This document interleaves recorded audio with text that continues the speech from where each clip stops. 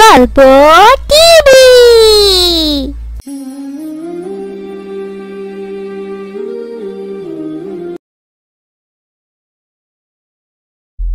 আসসালামু আলাইকুম বিবি, আমাকে ওই ফাইলটা তাড়াতাড়ি গুছিয়ে দাও তো। এই ফাইলটা আজ কলেজে লাগবে। ওয়ালাইকুম আসসালাম, আমি দিতেছি। তুমি রেডি হয়ে নাস্তা করে ফেলো। আর এখনকার ছেলে মেয়েরা তো পড়াশোনা করতে চায় না, শুধু মোবাইল আর মোবাইল। ঠিক বলেছ বিবি, এক অস্থির জেনারেশন তৈরি করছি আমরা। বিলিভ অর নট, ইন জেনারেশনে স্পেসিফিক কোনো লক্ষ্য নাই, এদের আদর্শে কোনো অ্যাম্বিশন নাই, পবিত্র কোনো মিশন নাই। এরা বই পড়ে না, নিউজ পেপার পড়ে না, আউটডোর খেলাধুলা ও এদের অনীহা। অনীহা হবে না? ওরা রোদ্রে হাঁটতে পছন্দ করে না, বৃষ্টিতে ভিজতে চায় না, কাদামাটি ঘাস লতা পাতায় ওদের অ্যালার্জি হয়। ওরা আধা কিলোমিটার গন্তব্য যেতে আধা ঘন্টা রিক্সার জন্য অপেক্ষা করে। এরা অস্থির, প্রচন্ড রকম অস্থির এক জেনারেশন। বিবি আমি গেলাম, আল্লাহ হাফেজ। আল্লাহ হাফেজ, সাবধানে যেও। আরে আলী, কোথা থেকে আসলি? চল কলেজের সামনে না বসে ওই গাছতলায় যেয়ে বসি। আরে বাসায় মা খালি বকাঝকা করে, আর পাশের আন্টির সাথে বলে ওরা অপরিচিত সিনিয়রদের সালাম দেয় না, পাশ কাটিয়ে হন হন করে চলে যাবে, অথবা গা ঘেঁষে পা পাড়া দিয়ে চলে যাবে। সরি বলার টেন্ডেন্সি এদের মধ্যে নেই। এরা অনর্থক তর্ক জুড়ে দেবে। না পাবেন বিনয়ী ভঙ্গি, না পাবেন কৃতজ্ঞতা বোধ। এদের উদ্ধপ্ত আচরণ, সদসম্ভ চলাফেরার আপনি ভয়ে কুকড়ে যাবেন। সংসদ হওয়ার উপদেশ দিতে চাইলে বিপদ, নাজেহাল হওয়ার সম্ভাবনা অধিক। আরে বন্ধু, ঠিক বলেছিস।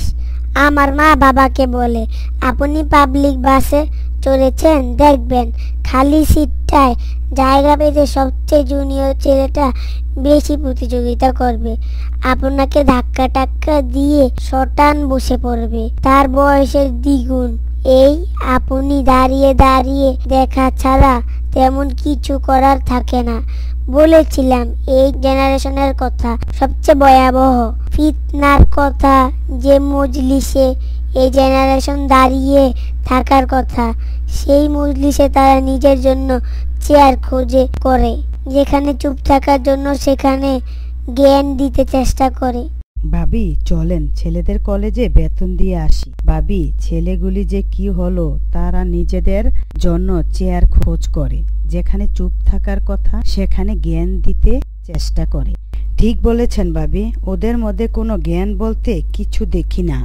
ওরা ফাস্টফুডে আসক্ত, ওরা আউটডোর খেলা অপছন্দ করে, ওরা ইনডোরে স্বস্তি পায়। নির্দিষ্ট করে বললে মূলত অনলাইন গেম তাদের ফার্স্ট প্রায়োরিটি। সারা রাত ধরে অনলাইনে থাকে, সারা সকাল ঘুমায়। এরা সূর্যোদয় দেখে না, সূর্যাস্ত দেখে না। সূর্যোদয়ে বিছানায় থাকে, সূর্যাস্তে মোবাইলে থাকে। ভাবি আরে আপা আসেন, বসেন। আরে আপা, ওরা তো এইগুলো নিয়েই ব্যস্ত থাকে। ওরা ওরা ইতিহাস পড়ে না, সাহিত্য বুঝে না, ওরা নজরুল চিনে না, রবীন্দ্রনাথ চিনে না, ফররুখ চিনে না, সাদি, রুমি, হাফিজ তো বহু অচেনা প্রসঙ্গ। ওরা বই বুঝে না, বই পড়ে না, বই কিনে না।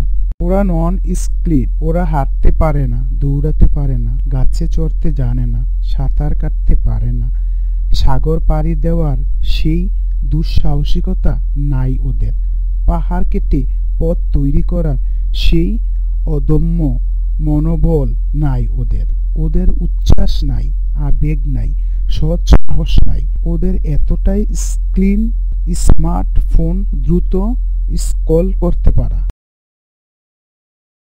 বসেন স্যার। ভালো লাগে না স্যার, ওরা আমাদের ইসলামকে মেনে চলতে চায় না, ওরা ইসলামের বাহিরে চলে। আর ইসলামের বাহিরে যারা চলে তারা তো কাফের, তারা কোনো মুসলমান হতে পারে না। ওদের না আছে মূল্যবোধ, না আছে শ্রদ্ধাবোধ, না আছে শৃঙ্খলাবোধ। কখন চলতে হবে, কখন থামতে হবে, কখন বলতে হবে, কখন শুনতে হবে ওরা জানে না। ওরা কি যে জানে না সেটাও জানে না।